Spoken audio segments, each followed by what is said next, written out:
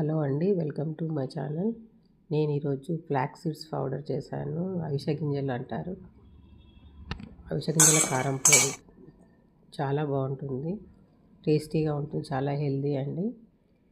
అన్నంలో వేసుకొని అన్నము నెయ్యి వేసుకొని తింటే చాలా టేస్ట్గా ఉంటుంది. దానికోసం అవిసె గింజలు, పల్లీలు అన్నీ వేయించుకున్నాను. ఎండుమిర్చి, శనగపప్పు, మినపప్పు అన్నీ వేయించుకొని ఫ్రై చేసుకున్నాను. ధనియాలు, వెల్లుల్లి, కొంచెం చింతపండు కూడా వేసాను.